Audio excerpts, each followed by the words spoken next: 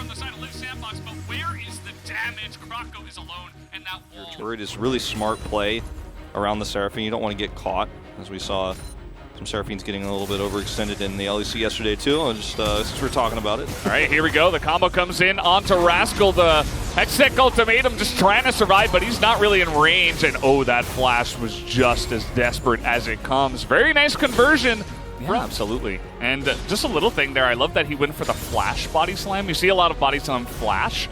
I think that kind of caught Rascal off guard. He's like, okay, I'll wait for the body slam to start, and then I'll hook shot away or something like that, or flash away. But he never got that choice.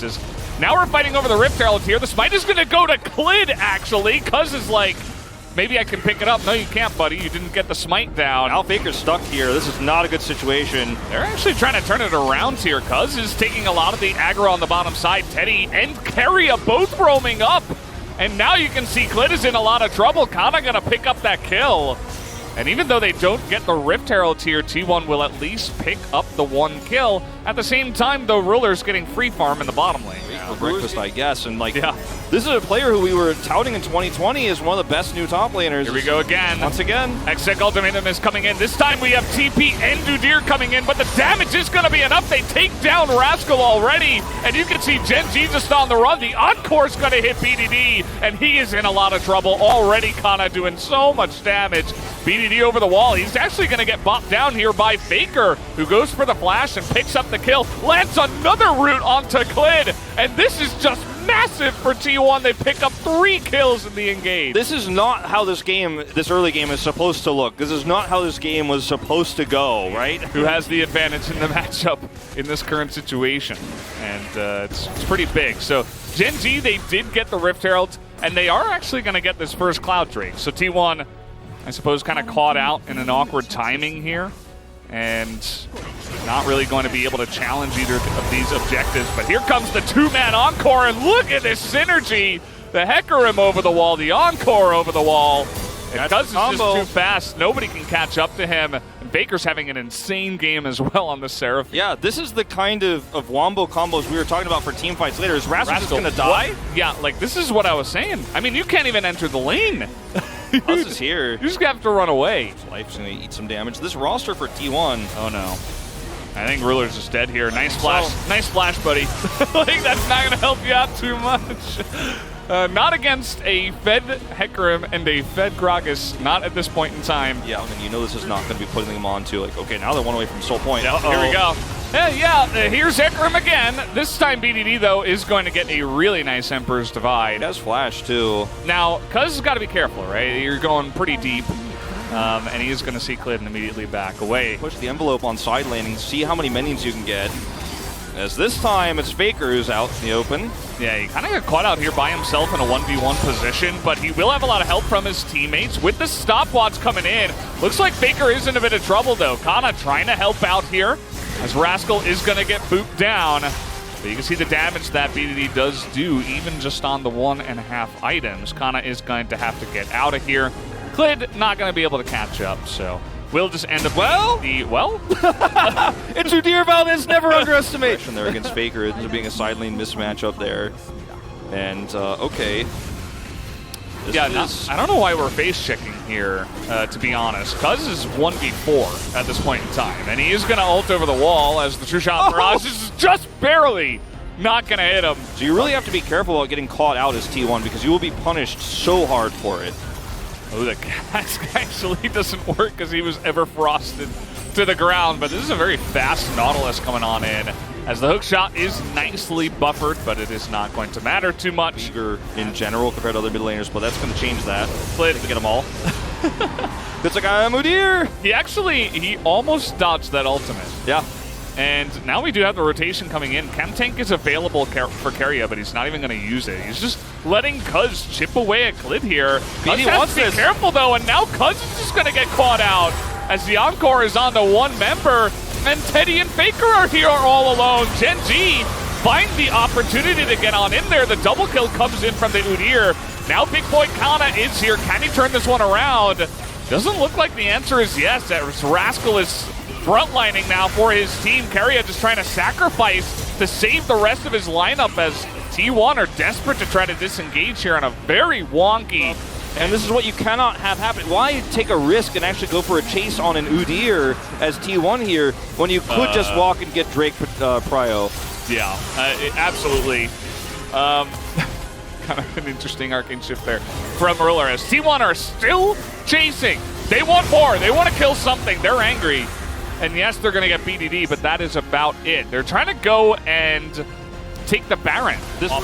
Like you said, I think you have to try, right? You just gave up the Infernal Drake. Gotta trade it for something. And you're 5v4 here, so everybody dodges the True Shot Barrage, and that's actually a lot of damage denied from the Ezreal. Ruler is trying his best to try to chip away at the front line here, but it's not really working out too well. They're going to try to zone away Clid.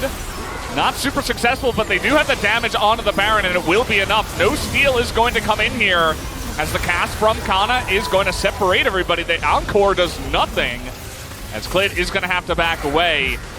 They want more. Oh, Rascal's getting in there. That's pretty interesting, as Ruler just immediately dies, and now Rascal is all alone. Not sure about this one, Wolf. We're just turning it into a total clown fiesta in this game. I mean, they really thought they were going to be able to force this into a Hextech Ultimatum, gets a pick, and then all the Ruler damage comes through the fall, but they can't. They can't do it. Oh, we're still going. Cuz is like so angry after his play up on the top side. And you know what? I suppose he's making up for it. And we're just not ending. This actually... We're just not ending. Yeah, this could end up being... well, this could be ending if anyone else gets picked. I mean, we are getting later on into the game. They have Baron buff. Getting your frustrations out for both of these teams here in Game 1. Already 18 kills in 27.5 minutes. Pretty good for this matchup. As now with the Baron, T1 looking to push in and take away the one inhibitor for now. Yeah, and then they can just rotate mid and try to repeat that. Right now, Rascal is hovering around, potentially setting up a split push if they do go hard.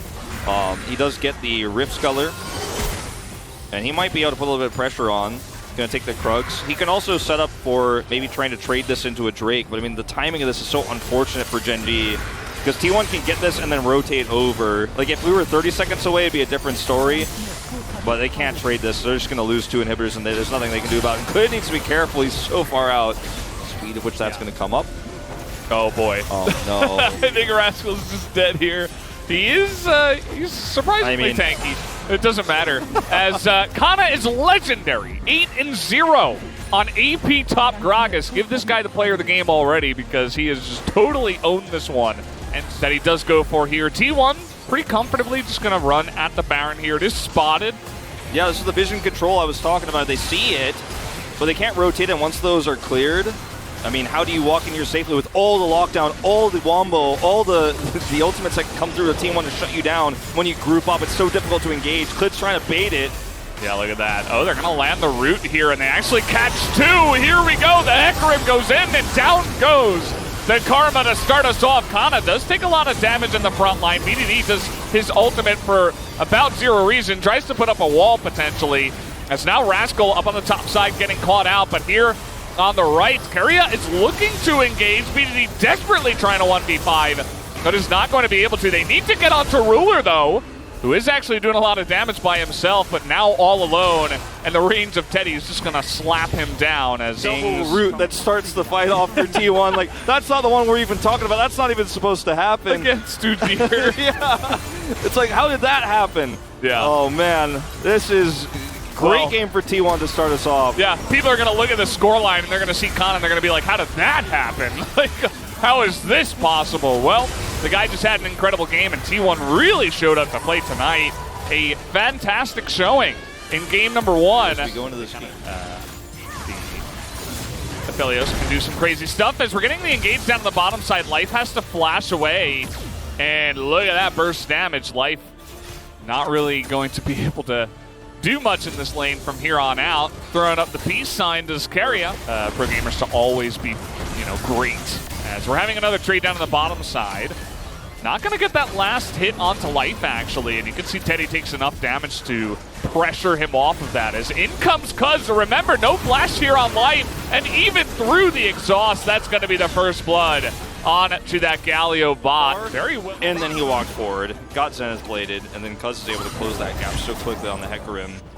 So You know, I thought he was ready, but he was not, and here we go. This is where it starts. It's what we wanted to see. We wanted to see Khalid up in the top side. He's taken a lot of damage, but 2v1 here. You can imagine that they should get the kill. The flash comes in from Kana as he tries to pick up at least the one onto Khalid, but it does not come through. Could see a very different trade. As, remember, Life still doesn't have flash, but this time around, Khalid is here, but the 3-on-3, who wins this one? A perfect Hecarim ultimate onto the 3 of them, but with the TP coming in, T1 will try to get out of here. BDD, I don't know what that was. That's going to be a bit of a whoopsie, and now we have the encore that comes in, and Khalid, alongside of Ruler, are going to be rooted up. This is a disaster for Gen.G, and that's the obvious play. Faker's roam timing is perfect to try to get there on time to deny the teleport play. So either way, we have more plays coming, so we don't have to talk about that one. In goes the Hecarim, and this Kai'Sa is just insane right now. 5-0 after one more kill. As Life has to flash away. Faker's here once again, so when you have so much lane prio like this, Valdez, you could just go around. You got to loop around the backside with Hecarim. Rascal tried to go in there. You know, he has the Dark Harvest here on his Omni Stone, but now he actually takes a huge amount of damage, and he's just going to get flashed on. Okay, well, that wasn't flash you were looking for. But at least Rascal gets pushed out of the lane, and Kana will win yet another trade up in the top side. Yeah, Faker is the most iconic Azir player of all time, so he understands this matchup very well. Oh, boy. We're going to get the sun into the wall, and now Rascal, he's just holding on to his Hecarim ultimate. There you go. Yeah, just going to wait for that perfect moment. See if he really needed to use it, because the kill was just so easy, even without it, potentially. Look at all the wards. Look at all the blue wards on the map, top and bottom. Gen.G just don't have any vision, so Khalid has to stay mid when the Rift Herald gets dropped to make sure that there's no dive onto BDD. T1 know that. They see him not rotating up, and then they make a pick happen. They're going to try to trade this back, though.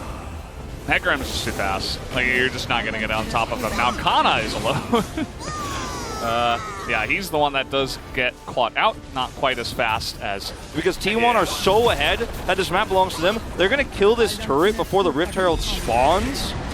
So this Rift Herald might actually get a charge. Speed needs to get over here ASAP. This Rift Herald could get a charge on the inhibitor turret if they engage here, and they will! Ooh, they're going to find Ruler. Thankfully, he took cleanse in this game, but take a look at the damage. I mean, Teddy just hops over the top and says, okay, now you have to leave. Like, fantastic spot here to do whatever they want. As, you know, the Hextech Ultimatum, pretty good against Hecarim. Yeah, pretty good against shutting down that horsey. No way out of that one, I'm afraid. The timing of that coming through very well played. And the top wave push, they can actually start a Baron. And Camille has to back and come over here. Yeah. So, Gen.G, the one way they win this one is they kill Kai'Sa. I think if you don't kill Kai'Sa here, you're probably just going to lose the fight. You could maybe commit, try to get Khalid to go for the steal and then back away.